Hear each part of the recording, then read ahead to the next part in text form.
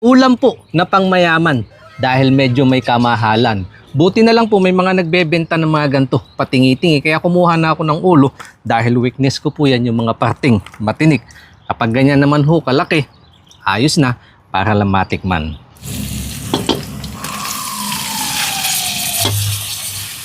Ano itong patis?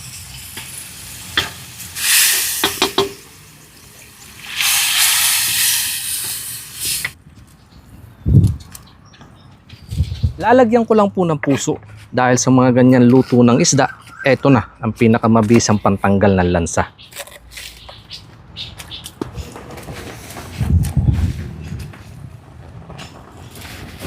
Aka naman po, may dahon, kangkong yung aking gagamitin.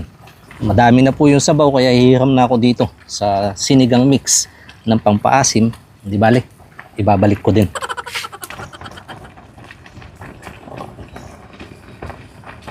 Balak ko sanang ipatay yung ganyan para ma-emphasize yung ulo. Yung nga lang po, nakalas na yung kanyang panga. Hiniga ko na lang.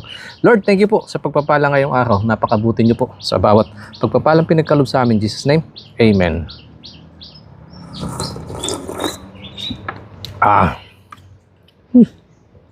Grabe. Tignan niyo po yung kanyang sabaw mga kanayon. No? Yung taba ng isda.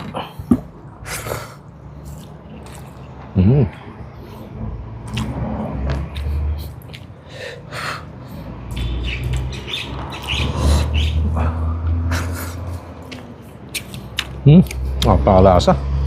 Sa piece niyo pa lang po yan. Solve na din.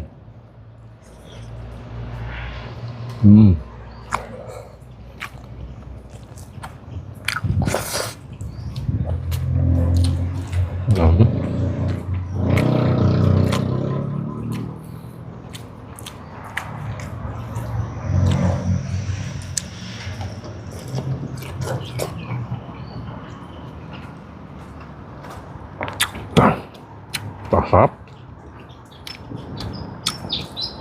Wala yung lansa. Saka yung dulas. Tingnan niyo po ang kaibahan pag may puso sinigang. Yun yung kanyang sabaw. Medyo maputi.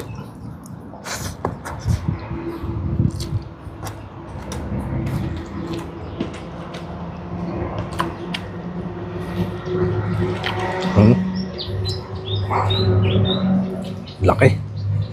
Mata.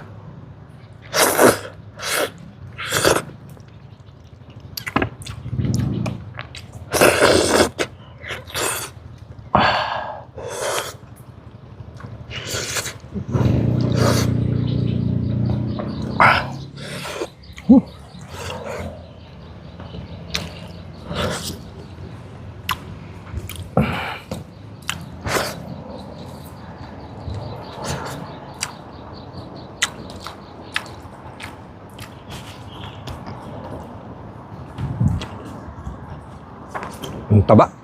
No? Hanggang sa dugsungan po ng mga tinik. Napakalasa. Wow.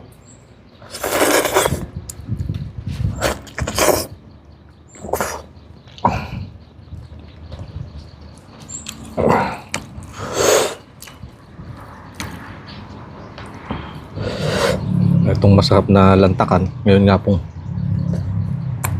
maulan at malamig ang panahon.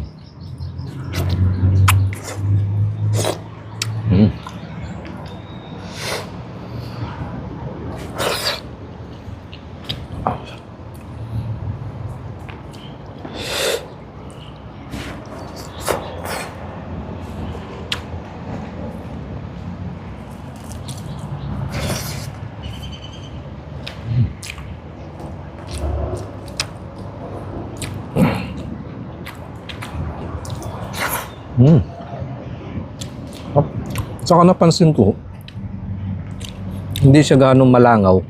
Katulad po ng mga niluluto ko ng mga nakahan, yung mga bisugo.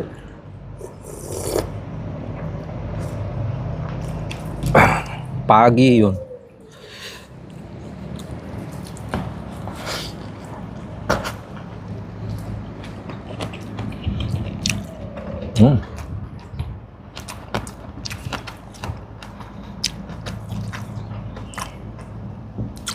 Ako napanood niyo po yung upload ko, yung mas maliit dito na Lapu-Lapu yung ginawa kong steam.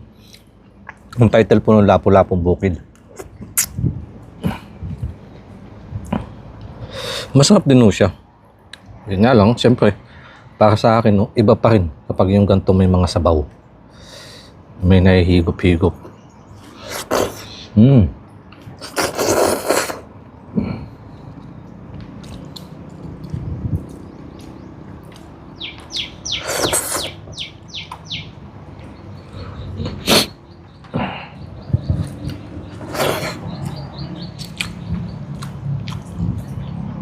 Sa sobrang dami po ng tinik. Tsaka napakalalaki, halos wala na paglagyan sa akin lamesa. Puno na.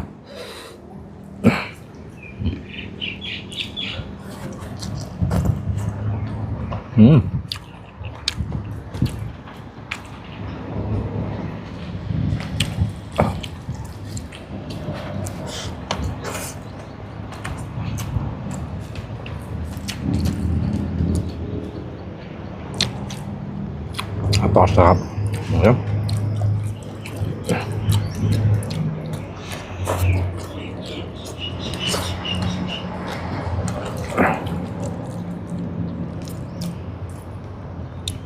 Ilalabas ko na din po yung pangalawang pisngi, mga kanayon.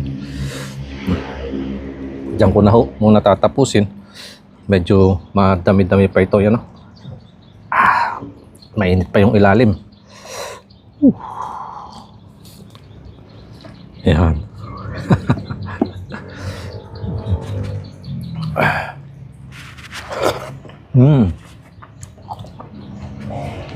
Solid sa laki.